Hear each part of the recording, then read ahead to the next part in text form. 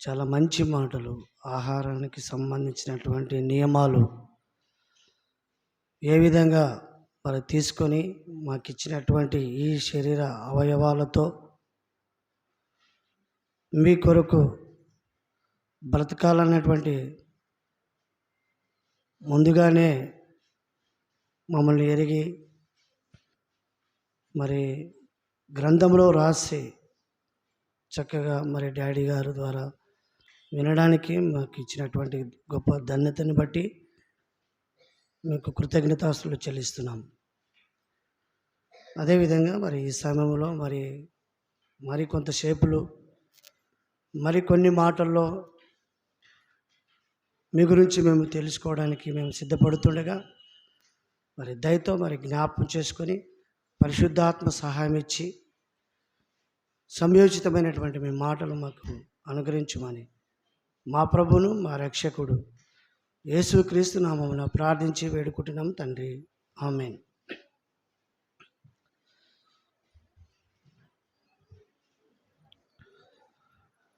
ప్రభునందు ప్రియులారా, మరి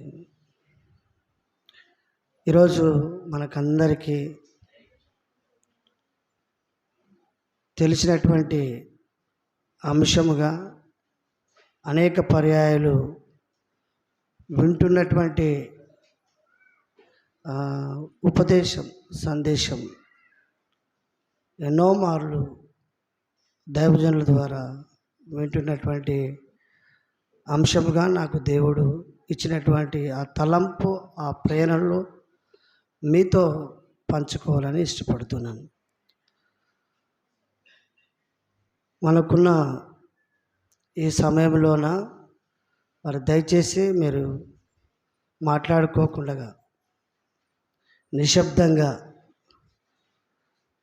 దేవుని మాటలు వింటే కొంతైనా మన ఆత్మీయ జీవితానికి మేలు ఉంటుందని భావిస్తున్నాను. పిల్లలైనా, స్త్రీలైనా, పెద్దలైనా, ఇంకా ఎవరైనా సరే,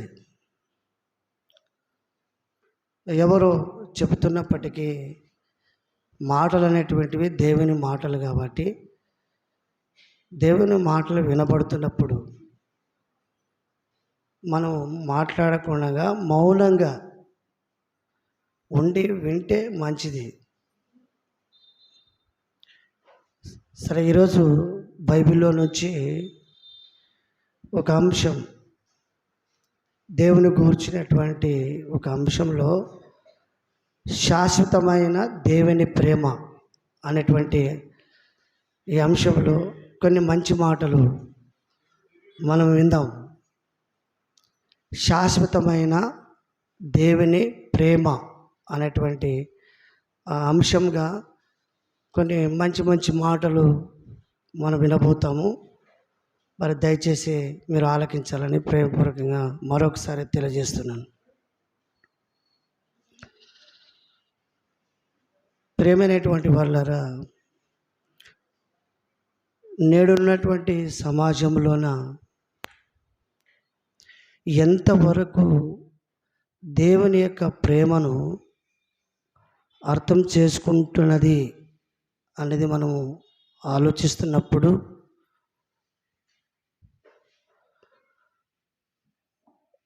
దేవుని ప్రేమను అర్థం చేసుకోవడానికి కావలసినటువంటి ఆలోచించేంత సమయం తీసుకోకుండా లేదా ఆ ఓపిక లేదా ఆ తీరిక లేకుండా పోయింది ఈ సమాజంలో మనం చూస్తున్నప్పుడు. నిజంగా దేవుడు చూపిస్తున్నటువంటి ప్రేమ ఎంతవరకు ఈ సమాజము గుర్తిస్తుంది, ఆ ప్రేమకు ఎంతవరకు విలువ ఇస్తుంది అన్నప్పుడు సమాజంలో దేవుడిచ్చేటువంటి ప్రేమలు అన్నిటినీ అనుభవిస్తూ ఆ ప్రేమను గుర్తించక ఆ ప్రేమకు తగ్గట్టుగా న్యాయం చేయకుండా ఈ సమాజము దేవుని ప్రేమను అర్థం చేసుకునే విధంగా ప్రయాణం చేస్తుంది అనేది మనం ఖచ్చితంగా చెప్పక తప్పదు.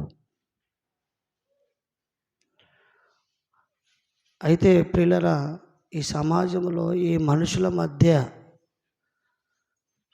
ఉండేటువంటి ప్రేమను ఒకసారి మనం ఆలోచిస్తే, మనుషుల మధ్య ఉండే ప్రేమ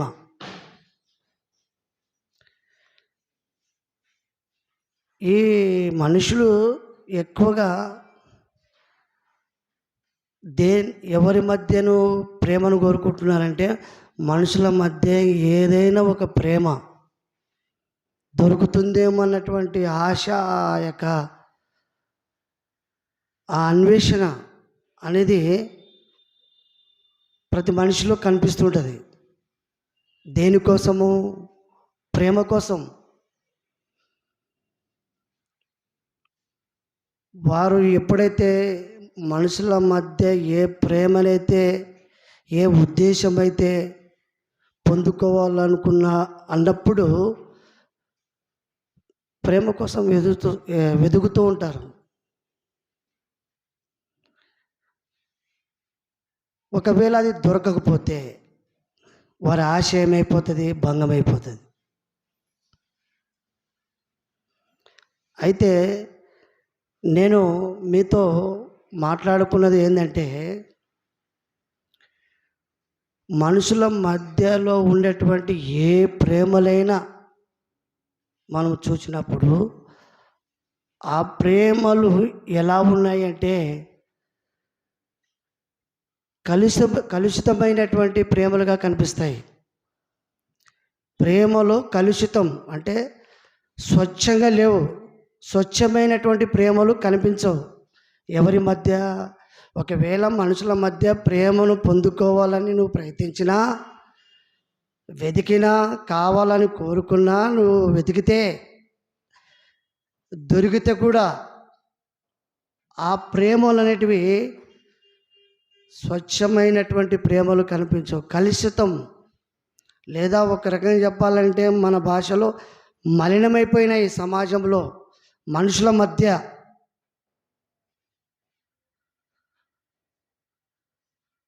అయితే ప్రియులారా,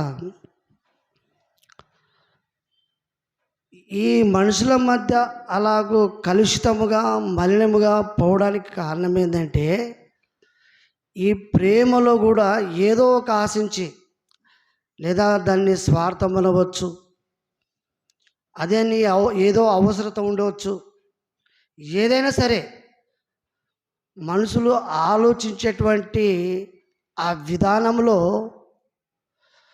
చూపించేటువంటి, కనపరిచేటువంటి ఆ ప్రేమను మనము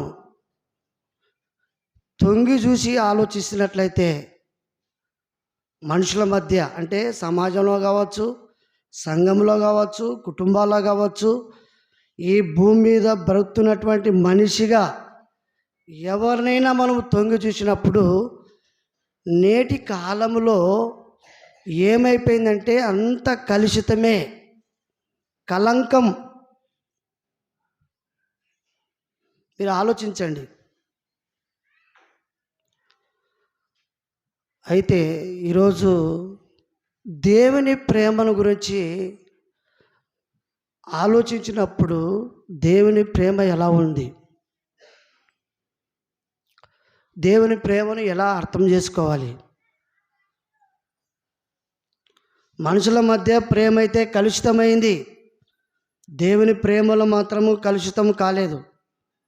అది స్వచ్ఛమైనది, చాలా మంచి కలిగినటువంటి ప్రేమ. అంటే మంచిది, ప్రేమలో మంచిది, పవిత్రమైనది, ఎవరిలో దేవునిలో కనిపిస్తుంది. అటువంటి దేవుని ప్రేమను అర్థం చేసుకో విషయంలోన సమాజము వెనకపడిపోయింది. సంఘాల్లో కూడా అంతే.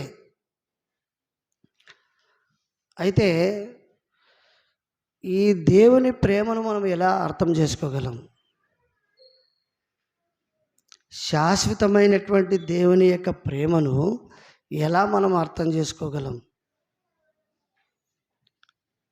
మనకు ఇచ్చినటువంటి దైవ గ్రంథం బైబిల్ ఉంది కదా.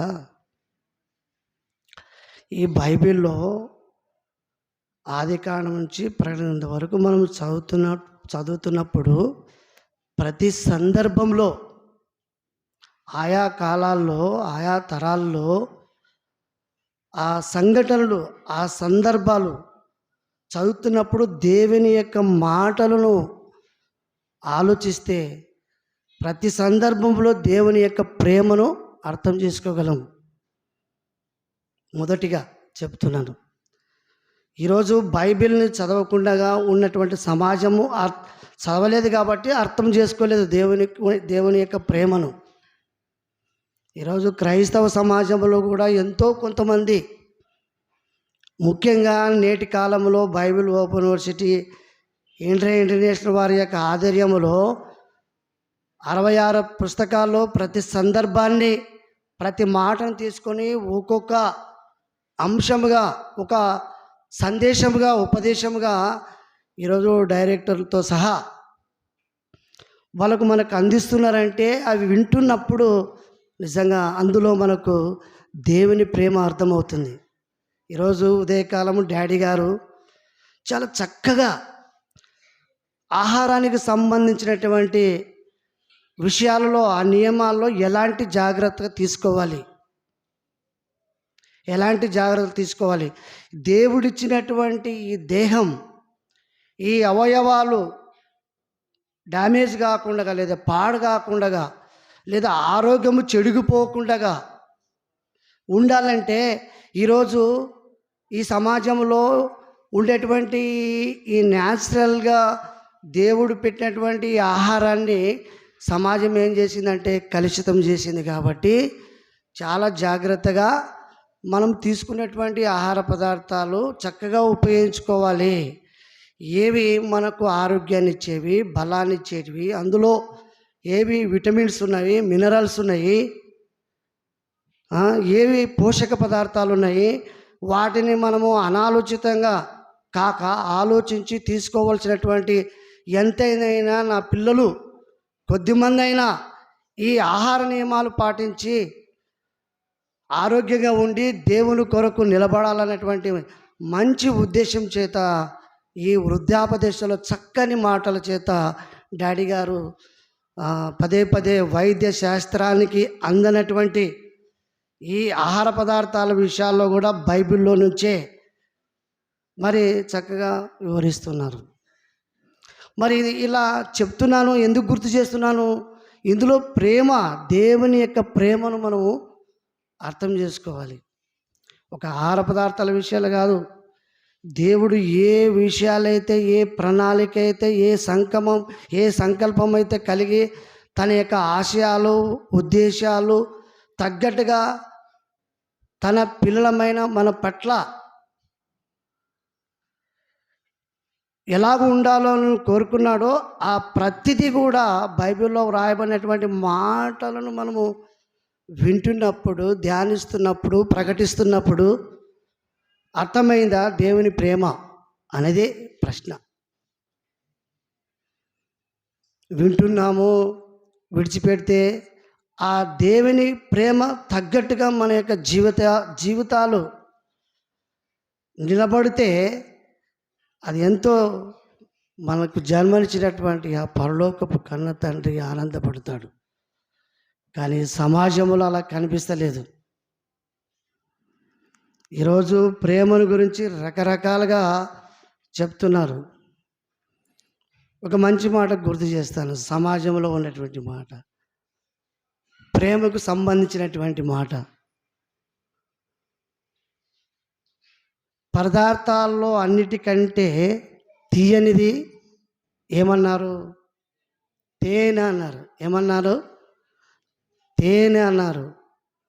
మనుషులందరికంటే కమ్మనిది ఏమన్నారు చెప్పండి? అమ్మ అన్నారు. ఏమన్నారు? అమ్మ అన్నారు. అంటే దాని అర్థం ఏంటంటే, దాని భావం ఏంటంటే, అమ్మ చూపించేటువంటి ప్రేమ తేనె లాంటి, ఆ తేనె తీయగా ఉంటుంది కదా, అలాంటిదని అమ్మ కమ్మనిది అన్నారు మనుషులందరిలో.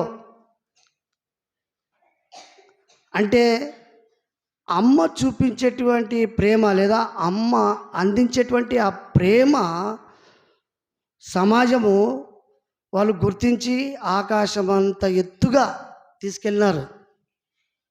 మంచిదే, అమ్మ అందించేటువంటి ప్రేమ మంచిదే, తీసుకెళ్ళారు. ఇలాగూ అమ్మ అందించేటువంటి ఆ ప్రేమను గురించి ఎన్ని పాటలు రాసినారంటే అన్ని పాటలు రాసినారు. అమ్మ మీద పాటలు రాసినారు.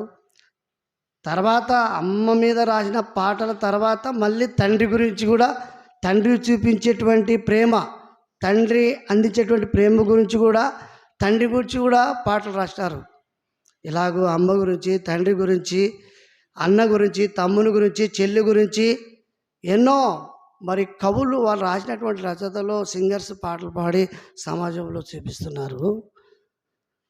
అయితే నాకు ఒక ప్రశ్న ఏంటంటే, దేవుని ప్రేమను అర్థం చేసుకునే విషయంలో సమాజం ఏ విధంగా ఉంటుందన్న దానికి నేను గుర్తు చేస్తున్నాను.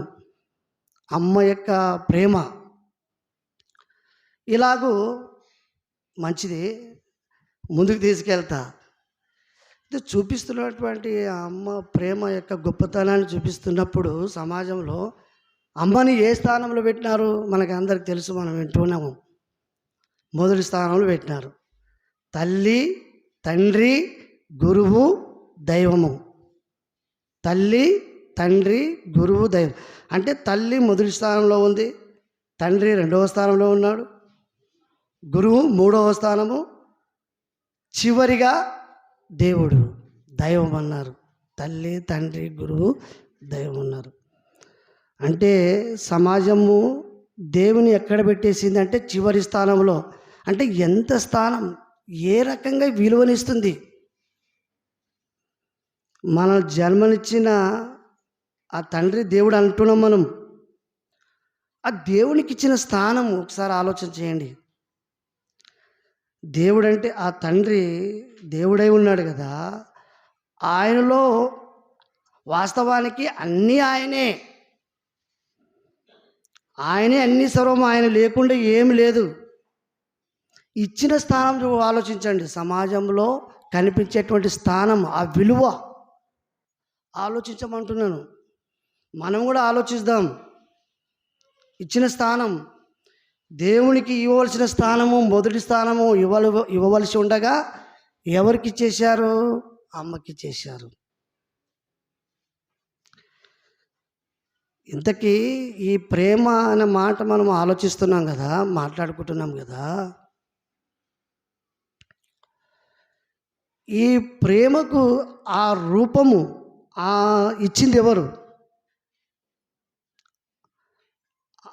ఆ ప్రేమకు ఆ రూపం, ఆ ప్రేమ అనేటువంటి ఆ స్వరూపాన్ని మనం వెతికితే, ఆలోచిస్తే మొదటి యోహాను పత్రిక 4వ అధ్యాయం 7వ వచనం, సారీ 8వ వచనం చదవండి. మొదటి యోహాను పత్రిక 4వ అధ్యాయము 8వ వచనం చదవండి. ఆ ప్రేమకు స్వరూపం, ఆ రూపం, దేవుడు ప్రేమాస్వరూపి. ఆ ప్రేమకు ఆ స్వరూపము ఎవరంట? దేవుడే. ప్రేమ అనేటువంటి పదం ఉంది కదా, ప్రేమ అనేటువంటి మాట ఉంది కదా. ఏమ్మా వింటున్నారా? ఇటు చూడాలన్న వైపు మీరు అటు ఇటు చూస్తే మీ మూమెంట్స్ నేను గమనిస్తుంటా. మీరని కాదు, మీకు చెప్తుంటే అందరికీ వర్తిస్తుంది. మీ కాన్సన్ట్రేషన్ నా మీదనే పెట్టాలా, అంటే నా మీద, అంటే దేవుని మాటల మీద పెట్టాలా. నేను ఒక టీచర్ని కాబట్టి మిమ్మల్ని మాత్రము నేను చెప్పవలసుకున్న విషయాలు ఏవైతే ఉన్నాయో అది మనందరి క్షేమం కోసము. ఇక్కడ నేను గొప్పగాని కాదు, దైవజనులు ఉన్నారు, పెద్దలు ఉన్నారు, స్త్రీలు కూడా చక్కగా వారికి ఇచ్చినటువంటి దేవుని యొక్క జ్ఞానము చక్కగా వివరిస్తారు. స్త్రీల్లో కూడా ప్రతి మంగళవారం యవనస్తులు గ్యాదర్ అవుతున్నప్పుడు వాళ్ళు కూడా చక్కగా బోధిస్తున్నారు. వాళ్ళకి రాబోయే తరానికి ఒక పునాది. మన యొక్క ఐజా కాలేజ్లోన ఒక మంచి ఆదర్శం ఏంటంటే, ప్రిన్సిపాల్ కానీ, వైస్ ప్రిన్సిపల్ కానీ, పెద్దలు కానీ, యవనస్తులు కానీ, స్త్రీలు కానీ నాకు గమనించిన విషయాలు చెప్తున్నాను. చాలా సహకారం ఉంది, ప్రోత్సాహం ఉంది. అప్పుడప్పుడు చిన్న చిన్న విషయాలు అభ్యంతరాలు ఉండొచ్చేమో, అవి అవి పక్కకు తీసేసుకునండి. ఒక పాజిటివ్ మైండ్గా మీరు తీసుకునండి. మన నిజంగా నేనైతే ఒక ధన్యతగా భావిస్తా. నాకు దేవుడిచ్చినటువంటి ఈ ఒక మంచి భాగ్యం అనుకుంటా. ఈ ఐజా పట్టణంలో ఇంత మంచి సహవాసం, దేవుని ప్రజలతో మమేకమై కలిసిపోయి అందరితో మరి వారి యొక్క సహకారం చేత నా వంతుగా నేను దేవుని కోసం ఏమైనా చేయాలని నిలబడనేటువంటి తాపత్రయం తప్ప నాలో ఇలాంటి వేరే ఉద్దేశాలు లేవు.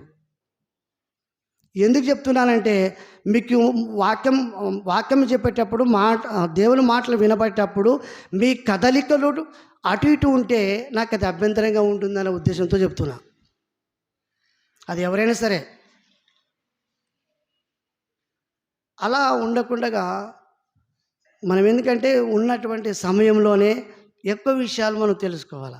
మీరు ఇబ్బంది కలగజేస్తే నేను చెప్పే విషయాలన్నీ కూడా బ్రేక్ అవుతాయి. సరే, ఇక్కడ ప్రేమకు స్వరూపము దేవుడే. మరి దేవుడే ప్రేమ అయినప్పుడు ఇదిగో ఈ సమాజంలోన ఈ మనుషుల మధ్య ఉండేటువంటి ప్రేమ, అమ్మ ప్రేమ కావచ్చు, తండ్రి ప్రేమ కావచ్చు, తల్లి ప్రేమ కావచ్చు, అన్నదమ్ముల ప్రేమ కావచ్చు, భార్యాభర్తల మధ్య ప్రేమ కావచ్చు, తల్లిదండ్రులు పిల్లల మధ్య ప్రేమ కావచ్చు, ఈ ప్రేమను ఇచ్చింది ఎవరు? అది మనం ఆలోచించాలి. అట్లా మనం ఆలోచిస్తేనే దేవుని ప్రేమను అర్థం చేసుకుంటాం. మనము పంచుతున్నామే ప్రేమ, సమాజము అనుకుంటుందే ప్రేమ. ఆ ప్రేమకు సృష్టికర్త, ఆ ప్రేమను పుట్టించింది ఎవరు? నేను ఇందాక చెప్పినాను, బైబిల్లో దేవుడు రాయించిన మాటల ద్వారానే మనం అర్థం చేసుకోగలమని చెప్పిన. ఇప్పుడు అదే 1 యోహాను పత్రిక 4వ అధ్యాయము 7వ వచనం చదవండి. ఆ ప్రేమకు సృష్టికర్త ఎవరు? ఆ ప్రేమను ఇచ్చింది ఎవరు అనేది. ప్రియులారా, మనము ఒకరినొకడు ప్రేమింతుము. ఎలా అనగా ప్రేమ దేవుని మూలముగా కలుగుచున్నది. చాలు. ప్రేమ ఎవరి మూలముగా వచ్చిందంట? దేవుని మూలముగా. అండర్లైన్ చేసుకోండి, వెరీ ఇంపార్టెంట్ లైన్ ఇది. మనము ప్రతి ప్రసంగం, ప్రతి అంశం వింటున్నాం కదా, ప్రతి అంశానికి ఈ సెంటెన్స్, ఈ వాక్యం వెరీ వెరీ ఇంపార్టెంట్.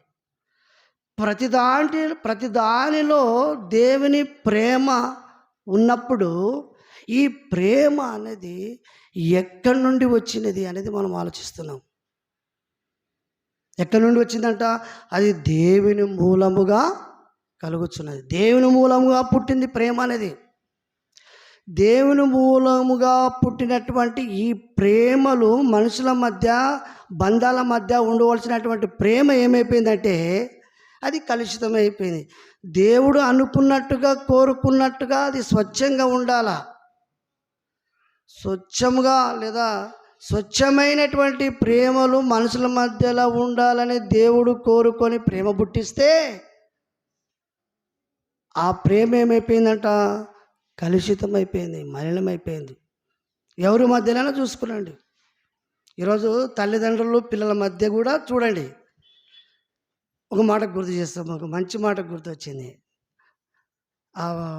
ప్రతిరోజు పేపర్ చదువుతున్నప్పుడు ఇలాగో ప్రతి సందర్భంలో ఆయా సంఘటనలో బైబిల్ హిస్టరీలో చదువుతున్నప్పుడు ఏమర్థమైందంటే తల్లిదండ్రులు కూడా పిల్లల పట్ల చూపించే ప్రేమ ఎలా మారిపోయిందంటే కమర్షియల్గా మారిపోయింది. కమర్షియల్ అంటే ఏంది? వ్యాపారంగా మారిపోయింది. ఈరోజుగో మేము కన్నాము, మేము పెంచాము అని చెప్పేసి రేపు వాడు గొప్పవాడైన తర్వాత మరి మమ్మల్ని చూసుకోవాలన్నటువంటి ఉద్దేశం చేత ఇదిగో వాళ్ళని ఏ విధంగా మారుస్తున్నామని మనం చూస్తే సమాజం కానీ క్రైస్తవ సంఘాల్లో కానీ మన వరకు కూడా మనం ఆలోచించినట్లయితే నిజంగా పిల్లల పట్ల మనం చూపుతున్నటువంటి ప్రేమ అది కమర్షియల్గా ఉందా, లేదా దేవుడిచ్చినటువంటి ఒక బాధ్యతగా మనం ప్రేమను పంచుతూ ఏ విధంగా సమాజంలో దేవుని కొరకు నిలబెట్టాలన్నటువంటిది మనము తీసుకుంటున్నాం అనేది ప్రతి ఒక్కరము ఆలోచించుకోవాల్సినటువంటి విషయం. సమాజం అయితే దాన్ని వదిలేయండి, వాళ్ళకి దేవుని ప్రేమ అర్థం కాలేదు. పోనీ బైబిల్ దగ్గర రాకపోయినా ఈరోజు దేవుని ప్రేమలో అనుభవిస్తున్నటువంటి ఈ ప్రకృతిలో ప్రతి పదార్థం వెనుక, ప్రతి వస్తువు వెనుక, ఆకాశ వస్తువులు కావచ్చు, భూ వస్తువులు కావచ్చు, ఏదైనా కానీ ప్రతిదాన్ని ఇది లేకుండా మానవ మనుగడ జరగదన్నటువంటి ఈ సమాజానికి ఈ బైబిల్ రాకుండా ప్రకృతిని చూసైనా సరే, నువ్వు అనుభవిస్తున్న ప్రతిదాన్ని చూసైనా సరే, ఇది దేవుడు ఇచ్చినటువంటి ప్రేమ, ఇందులో ప్రేమ ఉంది. మరి దేవునికి ఇవ్వవలసినటువంటి స్థానం, దేవుని నమ్ముకోవాలని, దేవుని కొరకు బ్రతకాలని, దేవునికి ఆశయాలు తగ్గట్టుగా ఏమున్నాయి ఆ వెతకాలన్నటువంటి ఆలోచించే ఆ మనసు సమాజంలో లేదు. ఈరోజు సంఘాల్లో మనం కూడా ప్రతి ఆదివారం కానీ, గురువారం కానీ, మంగళవారం కానీ, సభల్లో కానీ ఎన్నో విషయాలు, సుదీర్ఘమైనటువంటి దేవుని జ్ఞానం మనకు అందించబడుతున్నటువంటి జ్ఞానానికి తగ్గట్టుగా ఎంతవరకు మనం న్యాయంగా దేవుని యొక్క ప్రేమను అర్థం చేసుకొని దేవునికి ఇచ్చేటువంటి స్థానం, ఆ విలువ సమాజంలో ప్రకటిస్తున్నాం, మంచిదే.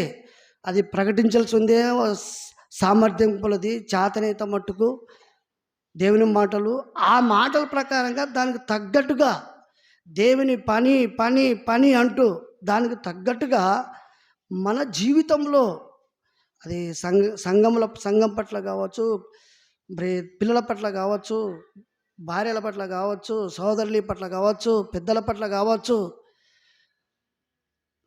దేవుడు పుట్టించినటువంటి ఆ ప్రేమకు సృష్టికర్త అయినటువంటి ఆ దేవుని యొక్క ప్రేమను అర్థం చేసుకొని దేవుడు ఏ విధంగా మనల్ని ప్రేమిస్తున్నాడో మనము ఒకరినొక్కడు ప్రేమింపబద్ధులమై ఉన్న మాటలు మనము గుర్తు చేసుకుంటున్నాము. ఇక్కడ దేవుని ప్రేమను అర్థం చేసుకోవాలి. ఇక చాలా విషయాలు ఉన్నాయి, కానీ మనుషుల మధ్య ఉండేటువంటి ప్రేమలు ఉన్నాయి కదా.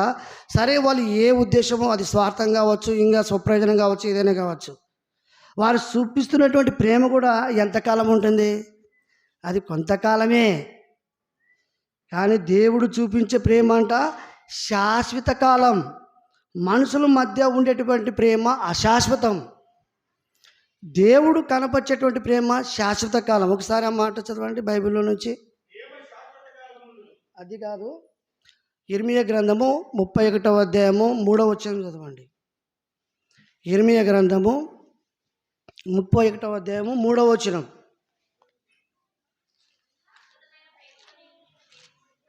ఏమ్మా గట్టిగా చదవండి, మేము వినిపిస్తలేదు. ఇర్మియా గ్రంథము 31 3వ వచనం.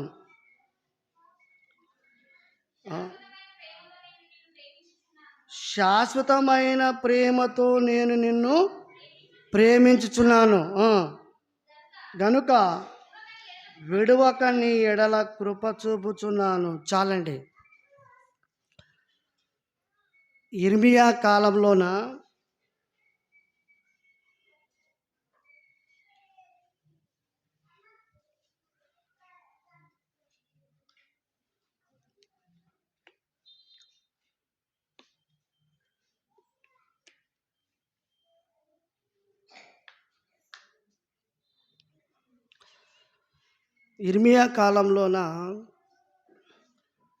ఇర్మియాకి ఇచ్చినటువంటి ఎంత గొప్ప వాగ్దానం చూడండి.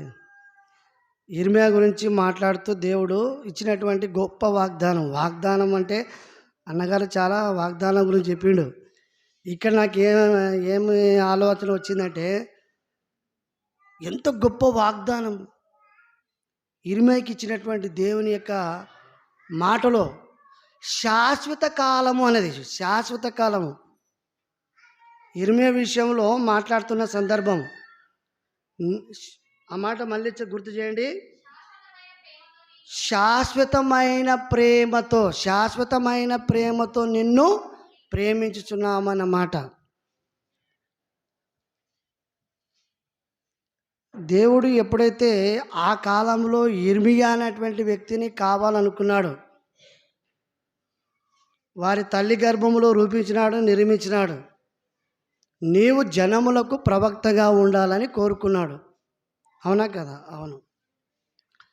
ఆ కోరుకున్నటువంటి ఇర్మియాను ఆ విధంగా తల్లి గర్భంలో నిర్మించాడు.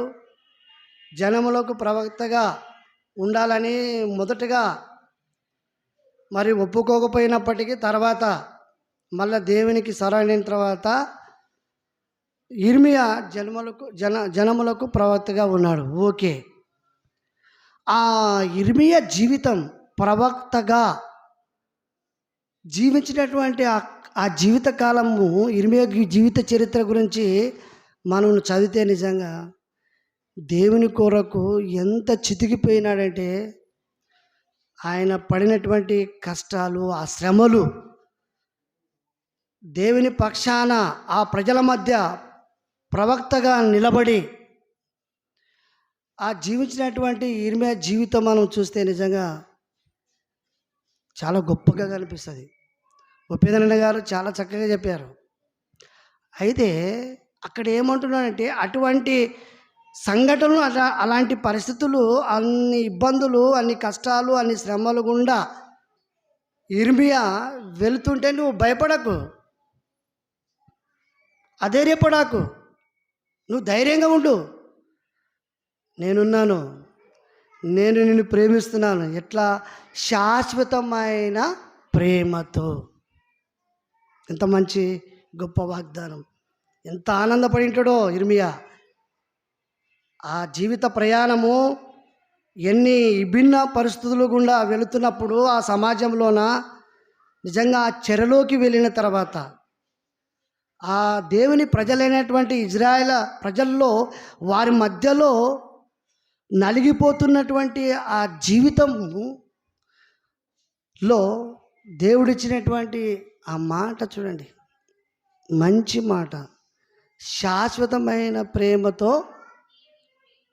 నేను నిన్ను ప్రేమించుచున్నాను కనుక విడువక నీ ఎడల కృప చూపుచున్నాను. చాలండి. ఇప్పుడు ఇర్మియా వరకే కాకుండా మన వరకు మనం ఆలోచన చేద్దాం. ఆనాడు ఇర్మియాను కోరుకున్నాడు, మనల్ని కూడా కోరుకున్నాడా లేదా? మన కాలానికి వచ్చేసి మనం ఆలోచిస్తే మనం కూడా దేవుడు మనల్ని కోరుకున్నది దేవుడు. మనం అనుకుంటూ వచ్చలేము, మన యొక్క తల్లిదండ్రులు అనుకుంటూ వచ్చలేము మనం భూమి మీదకి. దేవుడు పరలోకంలో ఉన్నటువంటి మన కన్న తండ్రి ఆయన కోరుకున్నాడు. మనకు తెలుసు కదా, ఎఫెసీయులకు రాసిన పత్రిక 1:4-6 చదువు అవసరం లేదు. అక్కడ ఒక మంచి మాట రాయబడి ఉంటుంది. జగత్తు పునాది వేయబడక మునిపే, జగత్తు పునాది వేయబడక మునిపే క్రీస్తులో మనల్ని ఏర్పరచుకున్నాడంట. ఎప్పుడు కోరుకున్నాడంట? మనల్ని కూడా, మన గురించి కూడా. ఆనాడు ఇర్మియాను ఏ విధంగా కోరుకున్నాడో మనల్ని కూడా మనల్ని కోరుకున్నటువంటి కాలం ఎప్పటిదంట? చాలా పర్యాలు మనం వింటున్నాము. సందర్భాన్ని బట్టి నేను ముందుకెళ్తున్నాను, ఒకసారి మీ మనసు ఇక్కడ పెట్టండి. జగతి పునాది వేయబడకమునంటే కోట్ల సంవత్సరాలు, సృష్టి పుట్టి 1500 కోట్ల సంవత్సరాలు అని శాస్త్రవేత్తలు అంచనా వేసి చెప్తున్నారు. ఆ లెక్క ప్రకారంగా చూస్తే కోట్ల సంవత్సరాలకు ముందే మనల్ని దేవుడు కోరుకున్నాడట. ఎవరి కోసము? అక్కడ అది ఒక పెద్ద కాంప్లెక్స్ సెంటెన్స్, పెద్ద సెంటెన్స్ అది. అందులో ఒక మాట ఏముంటుందంటే తన కోసం అన్నమాట. ఇర్మియా అయినా మనమైనా ఎవరి కోసం అంట? తన కోసం. ఈరోజు తన కోసము అనేది బైబిల్ మాటను బట్టి మనకు అర్థమవుతుంది. అంటే మనం అందరము, లేదా ఈ భూమి మీదకి పుట్టుకొచ్చినటువంటి మనుషులందరూ ఎవరి కోసమంట? దేవుని కోసమంట. ఇది అర్థమైందా సమాజానికి? ఈరోజు క్రైస్తవ సమాజానికి అర్థమైందా? పోనీ ఎవరి కోసం అనేది? మనం కూడా చాలా కాలం నష్టపోయినాం. దేవుని కోసము నిలబడినటువంటి విధానంలోన, బ్రతకవలసిన విధానంలోన కాలమంతా వృధా అయిపోయింది. మన వరకు ఆలోచిస్తే తన కోసం అనేది, కానీ చెప్పడానికి, చదవడానికి, వింటడానికి బాగానే ఉంటుంది. కానీ ప్రాక్టికల్గా ఆ మాటను మనం పట్టుకుంటే, దాన్ని గట్టిగా మనం పట్టుకుంటే నిజంగా భయమేస్తుంది. నేను ఒక పేపర్లో ఒక వార్త వచ్చింది, చదువుతుంటే భయమేసింది. అమెరికాలోన ఎవరైతే మరి మరణకు శిక్షకు తగ్గట్టుగా ప్రవర్తించినటువంటి ఎవరైతే ఉన్నారో, అంటే ఎంత ఘోరంగా సమాజానికి ఒక చీడపురుగులా తయారైనటువంటి ఆ వ్యక్తులకు ఒక శిక్ష విధించారంట. ఏ శిక్ష అంట? నైట్రోజన్ మరణ శిక్షలంట. మన దేశంలో అయితే ఉరిశిక్ష. అంటే మరణ శిక్షకు తగినటువంటిగా ప్రవర్తన సమాజంలోన ప్రవర్తిస్తే, అమెరికాలో ఒక నూతనంగా ఒక శిక్ష అమలు చేసినారు. నైట్రోజన్ మరణ శిక్షలంట. ఆయన వయసు 31 సంవత్సరాలేనట ఆయనది. నిజంగా అది నా మనసు కలత చేసింది. ఎట్లా చేశారంటే, అన్ని సాక్ష్యాధారాలు చేసిన తర్వాత శిక్షకు తీసుకువెళ్ళేటప్పుడు ఇక ఏ విధంగా మరి కుటుంబ సభ్యులు కానీ, తర్వాత ఆ శిక్షకు గురి చేసేటప్పుడు ఆధ్యాత్మిక విషయాలు కానీ అన్నీ కూడా కామన్గా ఆ వ్యక్తికి వినిపించడం జరిగిందంట. చివరికి ఆ శిక్షకు అమలు చేసేటప్పుడు ఒక గదిలోకి తీసుకెళ్లారంట. తీసుకువెళ్ళిన తర్వాత కాలు చేతులు కట్టేశారంట. తర్వాత అది ఆ ముసుగు లేదా మాస్క్ తలకు కప్పేశారంట. కప్పేసిన తర్వాత అంటే అదంతా చేయక మొదలు తల్లిదండ్రులు చూపించి వాళ్ళు పంపించేసినారు. అది చేసినారంట. కప్పేసిన తర్వాత ఇప్పుడు ఆక్సిజన్ అది అందదు. ఇంక కప్పిన తర్వాత అది కప్పిన తర్వాత 2-3 నిమిషాలు అది ఇంకా ఆక్సిజన్ అందకపోతే ఏం చేసినాడంట, అవి కాలు చేతులు కట్టేసినా కానీ మొత్తం గిల్లగిల్ల కొట్టుకుంటున్నట కాలు చేతులు, గాలి అందకపోతే. అప్పుడు ఈ నైట్రోజన్ వాయువుని ఆ మాస్కులేకి, ఆ ముసుగులేకి పంపించినారంట. ఎంతసేపులు? 15 నిమిషాలంట.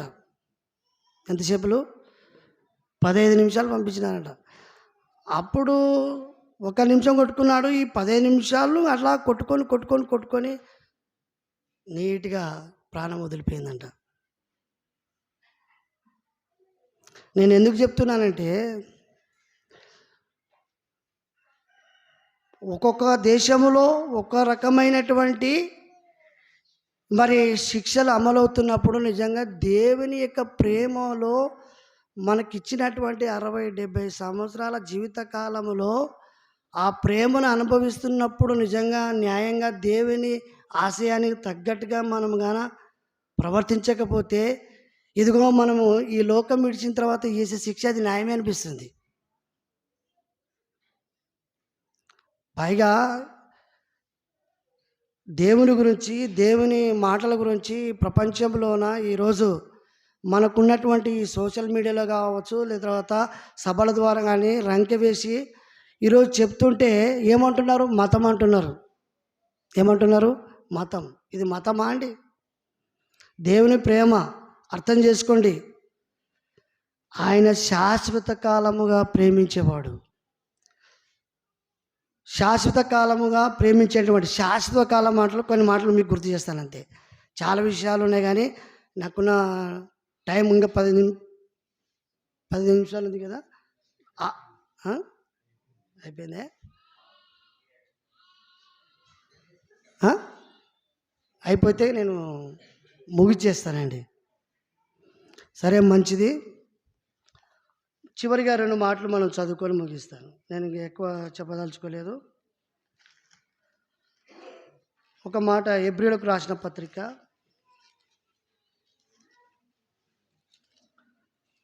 2వ అధ్యాయము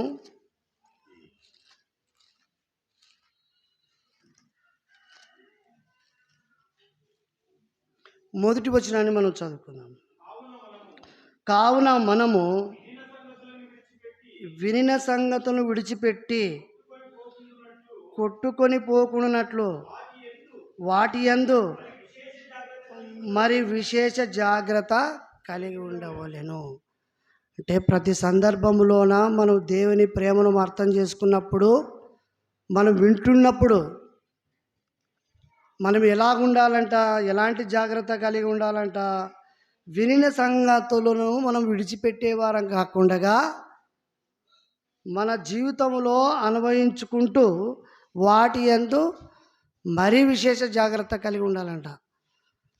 కాబట్టి దేవుడు చూపించేటువంటి ప్రేమలో అది శాశ్వతమైనది, పవిత్రమైనది, కళంకం లేదు.